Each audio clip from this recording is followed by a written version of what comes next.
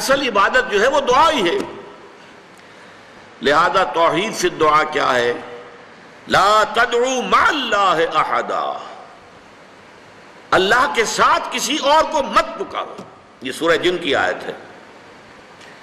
یعنی یہ ہے کہ ایک تو یہ کہ آپ اللہ کو پکار ہی رہے اپنے دیویوں کو، دیوتاؤں کو، اپنے لات کو، عزا کو، منات کو، حبل کو، وہ تو اور دور کی بات ہو گئی۔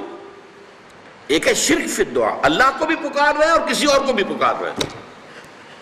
اب وہ کوئی اولیاء اللہ بھی ہو سکتے ہیں، کوئی ملائکہ ہو سکتے ہیں، کوئی انبیاء کی ارواح ہو سکتی ہیں، کسی کو پکارنا کسی کا بھی ہوگا۔ دعا لا تدعو مع اللہ احدا۔ اور یہ در حقیقت ہم جب ہر رکعت جو ہے نماز کی ایاک نعبد و ایاک نستعین، پروردگار ہم صرف تیری ہی بندگی کرتے ہیں اور کرتے رہیں گے، اور صرف تجھ ہی سے مدد مانگتے ہیں اور مانگتے رہیں گے، یہ ہمارا قول و قرار ہے، یہ ہمارا عہد ہے اللہ کے ساتھ۔ اس کے خلاف نہ ہو، کسی کو پکارنے کی اجازت نہیں ہے۔ یہاں ایک باریک نکتہ سمجھ لیجئے۔ ایک ہے کسی کو پکارنا، کسی سے مدد چاہنا، کسی سے کسی کام کے اندر جو ہے کوئی امداد کی خواہش کرنا، جو کہ ہو دنیاوی جو معمولات ہیں، جو عام ہمارے قواعد ہیں، ظاہری مادی اسباب و وسائل کے درجے میں، وہ شرک نہیں ہے۔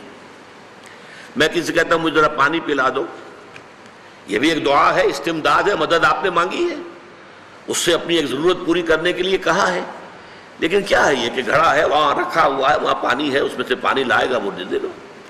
جو ظاہری قوانین طبیعہ جو ہیں، ان کے دائرے کے اندر کوئی دعا، کوئی استمداد، کوئی استعانت، کوئی استغاثہ، اس میں کوئی حرج نہیں۔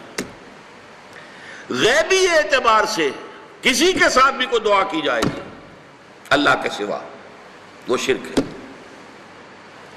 وہ استدعا ہو، استغاثہ ہو، استعانت ہو، استمداد ہو، استنصار ہو، کچھ بھی ہو، غیبی طور پر دنیا کے معروف طریقوں میں اور جو ہمارے طبعی قوانین ہیں ان کے دائروں کے اندر مدد مانگنا، اس میں قطعاً کوئی شرک نہیں ہے، توحید ہے۔ البتہ اس میں بھی ایک باریک نکتہ ہے۔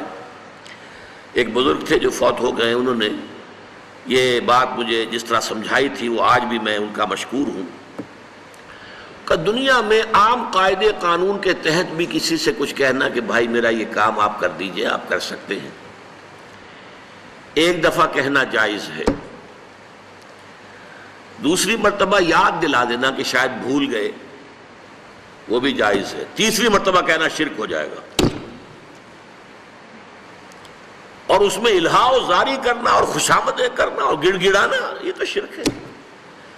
تم نے یہ سمجھا ہے کہ تمہارا کام یہی کر سکتا ہے، کام کرنے والا تو اللہ ہے۔ لا فاعل فی الحقیقت ولا مؤثر الا اللہ، حضور نے فرمایا کہ اگر تمہیں جوتا باندھنے کا تسمہ درکار ہو تب بھی اللہ سے مانگو، کسی کے سامنے سوال کا جو ہاتھ جو ہے وہ دراز نہ کرو۔ اللہ نے تمہیں ایک عزت نفس دی ہے، اس عزت نفس کو دہلا نہ بناؤ، کسی کے سامنے جو ہے اپنا ہاتھ پھیلا دینا، اپنی عزت نفس جو ہے اس کو ختم کر دینا ہے، مت مانگو کسی سے کچھ۔ لیکن یہ کہ ٹھیک ہے دنیا میں کام چلتا ہے۔